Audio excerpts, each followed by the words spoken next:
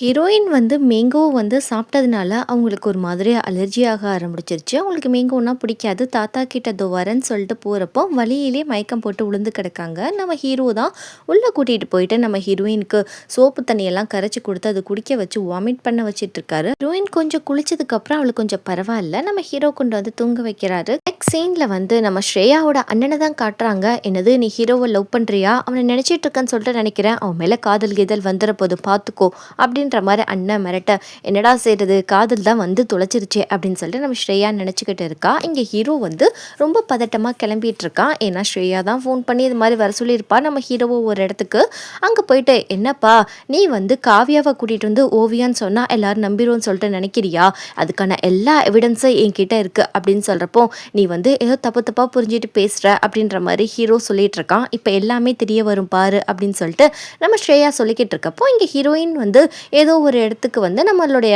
ஸ்ரேயா தான் பிளான் பண்ணி வர வச்சிருப்பா. அதே இடத்துக்கு அவங்க அப்பா அம்மாவையும் வர வச்சிருக்கா ஒரு பார்க்குக்கு. அங்கே நம்ம ஹீரோயின் முன்னாடி கடத்தின அந்த ஆட்கள் மாதிரியே நம்ம ஸ்ரேயா ரெடி பண்ணி ஹீரோயின் முன்னாடி அவங்க கிராஸ் பண்ணி போகிறாங்க. இதை பார்த்த ஹீரோயினுக்கு என்ன கடத்தின வந்தா நான் சும்மா விட மாட்டேன்னு சொல்லிட்டு குடுகுடுன்னு ஓடி அந்த கார் முன்னாடி விழுக போக இங்கே நம்ம ஹீரோ வந்து ஹீரோயினை காப்பாற்றுறான். அப்படியே வந்து இங்கே ஸ்ரேயா அண்ணன் கண்ணத்திலே ஒன்று வைக்கிறான். என்னடி பண்ணுற, ஹீரோ பின்னாடி போகாதன்னு சொன்னால் அவன் தான் வேணும்னு சொல்லிட்டு அவன் பின்னாடி போயிட்டு அவனுக்கு தேவையில்லாத பிரச்சனையை நீ உண்டாக்கிட்டு இருக்க அப்படின்னு சொல்லிட்டு அடிக்க இங்கே ஹீரோயின் அப்படியே மரத்தில் மோதி விழுந்துடுறா. அதனால அவள் தலையில் அடிபட்டுட்டு இவன் வேற வந்து காவியான்னு வேற கத்திடுறான். அவங்க அப்பா அம்மா எல்லாருமே இருக்காங்க. எல்லாரும் முன்னாடி இப்போ காவியா இவ தான் ஓவியா இவ கிடையாதுன்றது தெரிஞ்சிடுச்சு. அப்படியே ஃப்ரெண்டு செம்ம டென்ஷனில் உட்காந்துட்டு இருக்கா. டே ஹேக்கர் பையில சொல்லி தொலைடா, என்னடா ஆச்சு, எதுக்கடா அப்படி ட்ராமா போட்டிங்க என் ஃப்ரெண்டை வச்சு அப்படின்னு சொல்லி கேட்க, இவன் வந்து பயங்கரமாக நம்மளை ஏமாத்திருக்கான், காவியான்ற ஒரு பொண்ணை ஓவியான்னு நினச்சி நம்ம வீட்டில் நடிக்க வச்சிருக்கான் அப்படின்னு தாத்தாட்ட சொல்கிறப்போ, நீ எதுக்குப்பா என் குடும்பத்துக்கு இப்படிலாம் பண்ண, நீ யாருப்பா அப்படின்னு சொல்லி கேட்குறப்போ ஹீரோ சொல்கிறான், நான் வேறு யாரும் கிடையாது, உங்கள் மூத்த பொண்ணுடைய பையன்தான் நான் அப்படின்ற மாதிரி சொல்கிறப்போ, சின்ன வயசில் இவங்கெல்லாம் வந்து ஃபாரின் போகிறதுக்காக கிளம்பி போயிட்டுருப்பாங்க. அப்போ வந்து கரெக்டாக ஒரு ட்ரக்கை வந்து இடித்து ஹீரோவுடைய அப்பா அம்மா 2 பேர் காரையும் இடிச்சிரும். அப்போ வந்து அவங்களாம் இறந்து போயிடுவாங்க. நம்ம ஹீரோ மட்டும் உயிரோடு இருப்பான். அப்போ அந்த யாரோ ஒருத்தர் வந்து நம்ம ஹீரோவை தண்ணிக்குள்ளே தூக்கி போட்டுருவாங்க. அதனால தான் நம்ம ஹீரோவுக்கு தண்ணினா பயம். என்னடா புதுசாக கதை விட்ற, இதெல்லாம் சொன்னால் நாங்கள் நம்புவோன்னு சொல்லிட்டு நினைக்கிறியா, வீட்டை விட்டு வெளியே போடா அப்படின்னு சொல்கிறப்போ, அந்த மோதிரத்தை கழட்டிட்டு, சின்ன வயசில் நீ ஏற்படுத்தின ஒரு தழும்பு இன்னமும் என் கையில் இருக்குது, இதை பார்த்து கூட நான் அந்த வீட்டு பேரன் இல்லைன்னு சொல்லி நினைக்கிறீங்களா அப்படின்னு சொல்லி கேட்டோன்னே, எப்பா நீ தான்ப்பா என் பேரன் அப்படின்ற மாதிரி தாத்தா சொல்ல, என்னப்பா ஆச்சு ஓவியாக்கு அப்படின்னு சொன்னால், ஓவியா இறந்துட்டா தாத்தா ஆக்சிடெண்ட்டில் அப்படின்ற மாதிரி சொன்னோன்னே, எங்கள் தாத்தாக்கே என் பேத்தி இறந்துட்டாளா அப்படின்னு சொல்லிட்டு பயங்கர எமோஷ்னல் ஆயிடுறாரு. அப்படியே அழுதுகிட்டு இருக்கப்போ இங்கே ஹீரோயின் மண்டையில் இருக்க காயம் தெளிஞ்சிட்டு, இப்போ நான் எங்கே இருக்கேன், ஆஃபீஸ்க்கு டைம் ஆச்சு, நிறையா ஒர்க் இருக்குது, நான் கிளம்பணும் அப்படின்னு சொல்கிறப்போ, ஏம்மா கொஞ்சம் அமைதியாக இருக்கியா, நீ விட்ட ரீலெல்லாம் அந்து போச்சு, நீ யாருன்றது தெரிஞ்சிருச்சு, ஓவியா இறந்துட்டா, நீ காவியா தானே அப்படின்னு சொல்கிறப்போ, என்ன சொல்கிற அப்படின்னு சொல்கிறப்போ, ஹீரோ வந்து உன்னை இனிமேல் பார்க்க வேணான்னு சொல்லிட்டான், வேணா வந்து ஃப்ளாஷ் நியூஸை வேணா பாரு, அவன் தான் வந்து தாத்தாவுடைய ஒரிஜினல் பேரை அப்படின்ற மாதிரி இங்கே லீ சொல்லிட்டு இருக்கான். ஹீரோயின் என்ன சொல்கிறான்னா, இதெல்லாம் வந்து ஓகே தான், ஆனால் ஹீரோயினை லவ் பண்ணாமல் இருக்க மாட்டான் அப்படின்னு சொல்லிட்டு இவன் ஒரு பக்கம் குடுகுடுன்னு ஓட, ஃப்ரெண்டுக்காரி சொல்கிறான் நில்லிடின்னு சொல்லிட்டு ஹேக்கர் சொல்கிறான், இனிமேல் அவருக்கு உங்களுக்கு எந்த தொடர்பும் கிடையாது, உங்களை கழட்டி விட்டுட்டாரு, உங்கள் வேலையை பார்க்க சொன்னார், நீங்கள் இது வரைக்கும் நடித்ததுக்கு நன்றி அப்படின்னு சொல்ல, இங்கே ஹீரோயின் வந்து ஃப்ரெண்டு கிட்ட வந்து ஹெல்ப் கேட்டிருப்பா. அவளுக்கு அப்படி பயமாக இருக்குது. ஏன்னா ஹீரோயின் தப்பிச்சு போயிட்டு இருக்கா ஹாஸ்பிட்டலை விட்டு ஹீரோவை நோக்கி, இந்த வரண்டா உங்ககிட்ட அப்படின்னு சொல்லிட்டு வரப்போ, இங்கே நம்ம ஹீரோ வந்து ஓவியாக்கு காரியங்கள்லாம் பண்ணிட்டு வந்துட்டு இருக்கப்போ, இந்த ஹீரோயின் பேய் பிடிச்ச மாதிரி நின்றுட்டு இருக்கா. இவ இதுக்கு இந்த டைமில் இங்கே நிற்கிறான்னு சொல்லிட்டு, இந்த டைமில் இங்கே என்னடி பண்ணிட்டு இருக்க அப்படின்னு சொல்லிட்டு நம்ம ஹீரோ கேட்க, நான் உங்ககிட்ட ஒன்று தான் கேட்குறேன், நீ என்னை லவ் பண்ணுறியா இல்லையா, நீ என்னை லவ் பண்ணலன்னு சொல்லி சொல்கிறாங்க, அது உண்மையா பொய்யா அப்படின்னு சொல்லிட்டு நம்ம ஹீரோயின் கேட்க, நம்ம ஹீரோ ஆமாம் உன்னை நான் லவ் பண்ணல, அதான் உண்மை, உன்னை யூஸ் பண்ணிக்கிட்டேன், அவ்வளோதான், உனக்கு எனக்கு எல்லாம் முடிஞ்சு போச்சு, இது வரைக்கும் நீ பண்ண எல்லாத்துக்கும் மிகப்பெரிய நன்றி அப்படின்ற மாதிரி சொல்ல, இங்கே ஹீரோயினுக்கு உச்சக்கட்ட கோவத்திலே வந்துடுது. அதுக்கேற்ற மாதிரி இப்போ பயங்கரமாக அந்த இடத்துல மழையும் பெய்ய ஹீரோயினால் கோவத்தை அடக்கவே முடியல. அந்த என்கேஜ்மெண்ட் ரிங்கை கழட்டி அவன் கையிலே கொடுத்துட்டு, இனிமேல் உனக்கும் எனக்கும் எதுவுமே இல்லை அப்படின்னு சொல்லிட்டு நம்ம ஹீரோயின் ரொம்ப கோவத்தில் நம்ம ஹீரோவோட கையை பிடிச்சி பயங்கரமாக கடிச்சு வச்சுட்டு, எல்லாம் இருந்த என் மனசை இப்படி கெடுத்துட்டியடா படுபாவி பயலை அப்படின்னு சொல்லிட்டு பயங்கரமாக திட்டிட்டு போக இங்கே ஹீரோக்கும் மனசுக்கு கொஞ்சம் கஷ்டமாக தான் இருக்குது. மறுநாள் ஹீரோயின் கண்ணை திறந்து பார்த்தா அவள் வீட்டில் தான் இருக்கா. ஓ பழைய மாதிரி வீட்டுக்கு வந்துட்டோமோ அப்படின்னு சொல்லிட்டு சுற்றி புத்தி பார்த்துட்டு வெளியே வரா. அவங்க அப்பா இருக்காரு. வந்து பொண்ணை வந்து உட்காருமா சாப்பிட்லாம் அப்படின்னு சொல்லிட்டு சொல்கிறாரு. நீ என்னதான் வந்து அங்கே போயிருந்தாலும் ஏதோ ஒரு காரணத்துக்காக தான் இதை பண்ணியிருக்க அப்படின்னு சொல்லிட்டு எல்லாருமே நம்புகிறாங்க. அப்படியே எல்லாரும் ஹாப்பியாக பழையபடி சாப்பிட்றாங்க. இங்கே ஹீரோ வந்து செம்ம கெத்தா இந்த ஆஃபீஸோட பேரனே நான் தான்டா, நான் தான் சேர்மன் அப்படின்னு வந்து நிற்க, இங்கே வந்து கிம்மு காச்சா பூச்சான்னு கத்திட்டு இருக்கிறான். முடியாதுன்னு சொல்லிட்டு ஒரு பக்கம் ஸ்ரேயாவோட அண்ணனும் இதுக்கெல்லாம் ஒத்துக்க மாட்டோம், 2 பேர் கம்பெனி கொலாப் பண்ணணும்னா நீ என் தங்கச்சி கல்யாணம் பண்ணிக்கோ, அப்போதான் நான் ஒத்துக்கிடுவேன் அப்படின்னு சொல்லிட்டு இங்கே ஸ்ரேயாவோட அண்ணன் சொல்ல, அவன் தங்கச்சி கல்யாணம் தானே நான் பண்ணிக்கிறேன் அப்படின்னு சொல்லிட்டு அசால்ட்டாக ஹீரோ சொல்ல, என்னடா இவன் ஒத்துக்கிட்டான் அப்படின்னு சொல்லிட்டு இங்கே ஸ்ரேயா அண்ணன் யோசிக்க, இங்கே நம்ம ஹேக்கருக்கும் இவனுக்கும் சுத்தமாக பிடிக்கவே இல்லை. வீட்டில் போயிட்டு தங்கச்சி சரக்கா அடிச்சிட்டு இருக்கா, அண்ணன் வேற ஹீரோ கூட போகக்கூடாதுன்னு சொன்னதுனால இப்போ வந்து உனக்கு கல்யாணம் பேசி முடிச்சிருக்கேன், ஹீரோ தான் இனிமேல் உனக்கு புருஷன் அப்படின்னு சொல்கிறப்போ, என்னது அவன் தான் எனக்கு புருஷனா, எனக்கு கல்யாணம் ஆக போதா அப்படின்னு சொல்லிட்டு இவ ஒரு பக்கம் பைத்திய மாதிரி சிரிக்க, இங்கே ஹீரோயின் வந்து அவங்க அப்பா அம்மா ஒரு மளிகை கடை வச்சுருக்காங்க, அங்கே வந்து எல்லா வேலையும் பார்த்துட்ருக்கா. அப்போ டிவியில் போயிட்டுருக்கு இது மாதிரி ஹீரோவுக்கும் ஸ்ரேயாவுக்கும் கல்யாணம் நடக்க போகுதுன்னு சொல்லிட்டு, இதெல்லாம் பார்த்தா ஹீரோயின் அடப்பாவி பிரேக்கப் பண்ண மறுநாளே வந்து இன்னொரு பொண்ணை பார்த்துட்டான்னு சொல்லி நினச்சிட்டு இருக்க.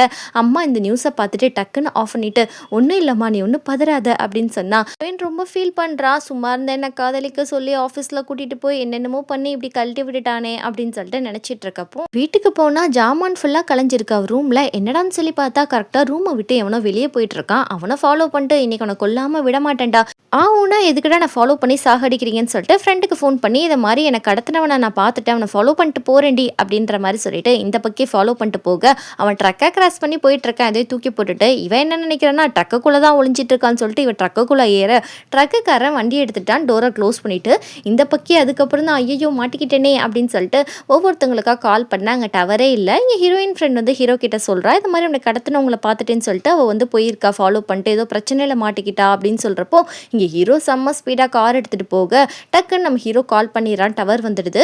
இது மாதிரி நான் ஒரு ட்ரக்கில் மாட்டிக்கிட்டேன் போயிட்டுருக்கேன்னு சொல்கிறப்போ, சரி நீ வந்து ஃபோன் சார்ஜை வந்து கம்மி பண்ணிடாமல் வச்சுக்கோ, ஏன்னா ஃபோன் சுவிச் ஆஃப் ஆச்சுன்னா அவனை ட்ராக் பண்ண முடியாதுன்னு சொல்கிறப்போ ஓகேன்னு சொல்கிறப்பே டவர் கட் ஆகிடுது. இங்கே ஹீரோக்கு ரொம்ப ப்ரெஷர் ஆக அப்படியே அந்த ட்ரக்கு ஒரு ஆக்சிடென்ட் ஆகிடுது. அப்படியே டோரை ஓப்பன் பண்ணிட்டு சுற்றுற நம்ம ஹீரோயின் போய் பாலத்துக்கு இல்லை தொங்கிட்டு இருக்காங்க. ஏன்னா யாராவது காப்பாற்றுங்களேன் அப்படின்னு சொல்கிறப்போ அப்படியே கை வலிக்கு தண்ணியில் விழுக கரெக்டாக நம்ம ஹீரோ வந்து அப்போ தான் எட்டி பார்க்குறாரு. நம்ம ஹீரோயின் வந்து தண்ணிக்குள்ளே விழுந்துடுறாங்க. நம்ம ஹீரோக்கு தான் கொஞ்சம் தண்ணியை கண்டா பீதியாச்சே, அதனாலேயே யோசிச்சுட்டு இருக்கா போய் காப்பாற்றலாமா வேணாமான்னு சொல்லிட்டு. சரி வேறு வழியே இல்லை, நம்மளால் நம்ம தான் காப்பாற்றணும் அப்படின்னு சொல்லிட்டு நம்ம ஹீரோ அப்படியே எகிரி தண்ணிக்குள்ளே குதிக்க, நம்ம ஹீரோயின் அப்படியே மயக்கத்தில் இருக்கா. எந்திரின்னு சொன்னால் அவள் எந்திரிக்கவே மாட்டேங்கிறா. எப்படி எந்திரிப்பான்னு பாருங்க தண்ணிக்குள்ளக்க. அதோட நம்ம ஆள் ஆக்சிஜன் கொடுக்குறாராம்.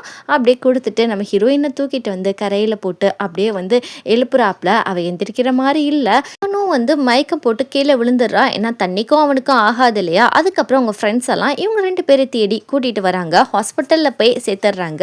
இங்கே ஹீரோயின் எந்திரிச்சோடனே என்னை யார் காப்பாற்றினா அப்படின்னு சொல்லி கேட்டால், ஃபயர் சர்வீஸ்லேருந்து வந்து தான் உன்னை காப்பாற்றினாங்க அப்படின்னு சொல்லிட்டு இவன் புலிவிட்டு இருக்கான். ஹீரோயின் வந்து ஹீரோக்கு ஃபோன் பண்ணி, அட பாவி உன்னை நம்பி தானடா நான் தண்ணியில் குதிச்சேன், நீ வந்து என்னை காப்பாற்றாமல் என்னடா பண்ணிட்டு இருந்தா, அவ்வளோ பிஸியாவா இருக்க அப்படின்னு சொல்லி கேட்டா, ஆமாடி ரொம்ப பிஸியாக தான் இருக்கேன் அப்படின்னு சொல்கிறப்ப, என்ன உனக்கு கல்யாணம் நடக்க போகுதுன்னு சொல்லிட்டு கேள்விப்பட்டேன் அப்படின்னு சொன்னால், ஆமாம் சீக்கிரமாக கல்யாணம் ஆகி செட்டில் ஆகலாம்னு சொல்லிட்டு நினைக்கிறேன் அப்படின்னு சொல்லிட்டு ஹீரோ சொல்ல, என்னை மறந்துட்டல என் பாவம் உனக்கு சும்மா விடாதுடா அப்படின்னு சொல்லிட்டு அவள் பயங்கரமாக திட்ட, இவனை வந்து லவ் பண்ணதுக்கே எனக்கு இதுவும் தேவை இன்னும் தேவை அப்படின்னு சொல்லிட்டு ஹீரோயின் ஒரு பக்கம் அழுக. இங்கே வந்து நம்மளோட ஸ்ரேயா கிட்ட நம்மளுடைய லீ கத்திட்டு இருக்கான். என்ன நினச்சிட்டு இருக்க நீ, ஹீரோ வந்து ஹீரோயினை தான் லவ் பண்ணுறான், உன்னை ஒன்றும் லவ் பண்ணல, அவனை கல்யாணம் பண்ணாதன்னு சொல்கிறப்போ, எனக்கு எப்படி போனாலும் சரி எனக்கு அவன் தான் வேணுன்ற மாதிரி இவ சொல்லிட்டு போகிறா. மறுநாள் ஹீரோயின் உட்காந்து எதையோ யோசிச்சுக்கிட்டு இருக்கா.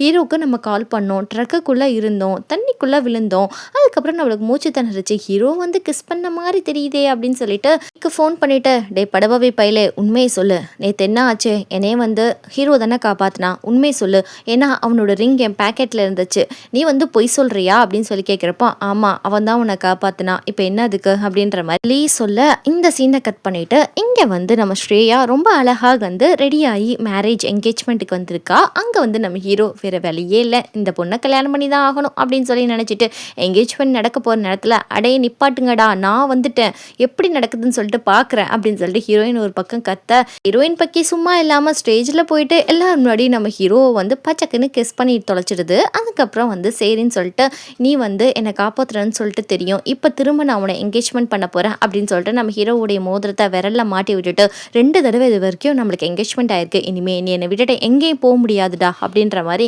இங்கே ஹீரோயின் டைலாக் சொல்லிட்டு அப்படியே கிளம்ப போக, நம்ம ஹீரோவே வாட்ச் எல்லாம் உன்னை நானே நானே தூக்கிட்டு போகிறேன் அப்படின்னு சொல்லிட்டு அவன் ஒரு பக்கம் தூக்கிட்டு போயிட்டு இருக்கான். பாவம் ஸ்ரேயாவுக்கு தான் இங்கே ரொம்ப மனசு கஷ்டமாக இருக்குது. இவங்க 2 பேரும் காதல் மலையை புரிஞ்சு ஐம் சாரின்னு சொல்லிட்டு கொஞ்சிட்டு இருக்காங்க. இங்கே ஸ்ரேயாவை பார்த்தா பைத்தியம் பிடிச்சி போய் அவன் கிடைக்கவே இல்லையே அப்படின்னு சொல்லிட்டு அண்ணன்ட்ட புலம்ப, இதுக்கு தான் சொன்னேன் அடுத்தவன் லவருக்கு ஆசைப்படாதன்னு சொல்லிட்டு அண்ணன் ஒரு பக்கம் கழுவி ஊற்ற அதே வருத்தத்தில் நம்ம ஸ்ரேயா போயிட்டு இருக்கா. இதை ஃபாலோ பண்ணிட்டு நம்மளுடைய லீ வந்துட்டு சரி வீடு, இப்போ நீயும் நானும் ஒரே மனநிலைமையில தான் இருக்கோம். நான் வந்து ஹீரோயினை வந்து லவ் பண்ணேன், அவள் எனக்கு கிடைக்கல. நீ ஹீரோவை லவ் பண்ண, கிட்டத்தட்ட ரெண்டுமே ஒரே மாதிரி மனநிலைமையில தான் இருக்கும். சரி வீடு வரதை பார்த்துக்கலாம் அப்படின்னு சொல்கிறப்போ இங்கே கொஞ்சம் ஸ்ட்ரெய்யாக கொஞ்சம் காமாற மாதிரியே இருக்குது. மறுநாள் ஆயிடுது. ஹீரோ ஆஃபீஸ்லேருந்து போகிறப்ப அவனை யாரோ ஃபாலோ பண்ணுறாங்க. யாருன்னு சொல்லி பார்த்தா யாரையோ கழுத்தை பிடிச்சி நடிச்சிட்டு இருக்கான். அட படுபாவி பையில உன்னை காதலிச்ச பாவத்துக்கு என்ன கொன்றாதடா விடுடா அப்படின்னு சொல்லிட்டு ஹீரோயின் பயங்கரமாக கத்த, இது என்னடி கெட்டப்பு அப்படின்னு சொல்லிட்டு நம்ம ஹீரோ கேட்க, அட பாவி உன்னை பார்க்க வரதுக்கு ரகசியமாக உன் ஆஃபீஸ்க்கு இப்படி வந்தால் கொஞ்ச நேரத்தில் கழுத்து நடிச்சு என்ன கொன்றுப்பிய அப்படின்னு சொல்லிட்டு ஹீரோயின் கேட்டுட்டு இருக்க.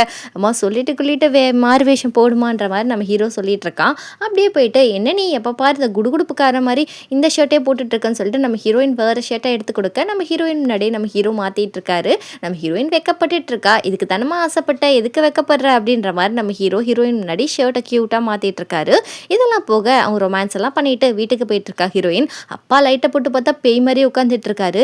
எங்கே போயிட்டு வர நைட்டு நல்லா ஊர் சுற்றிட்டு வர போல இருக்கு, எவனையோ லவ் பண்ணுறேன்னு சொல்லிட்டு நல்லாவே தெரியுது. அதுக்காக கண்ட நேரத்தில் வீட்டுக்கு வராத, அவனை வீட்டுக்கு வர சொல்லு, எதா இருந்தாலும் பேசி கல்யாணத்தை முடிச்சு வச்சிடலாம் அப்படின்ற மாதிரி அப்பா சொல்ல இங்கே பொண்ணுக்கு ஒரே குஷியாக போயிடுது. ஐயோ கல்யாணம் நம்மளுக்கு நடக்க போகுதுன்னு சொல்லிட்டு ஷீ தாங்க முடியல. நம்ம ஹீரோ கிட்ட உடனே போய் எங்கள் அப்பா உன்னை வீட்டுக்கு கூப்பிட்டாரு, சீக்கிரமா பேசி கல்யாணத்தை முடிச்சிடலாம்னு சொல்லிட்டாரு அப்படின்னு சொல்கிறப்போ சரி வெயிட் பண்ணு வீக்கெண்டில் பார்க்கலாம் அப்படின்ற மாதிரி நம்ம ஹீரோ சொல்லிடுறான். இங்கே ஹீரோ வீட்டில் வந்து பார்த்தா அவங்க அப்பா அம்மாவை யார் கொலை பண்ணுறாங்கன்னு சொல்லிட்டு ஒரு குட்டி இன்வெஸ்டிகேஷனே போயிட்டு இருக்கான் வீட்டில்.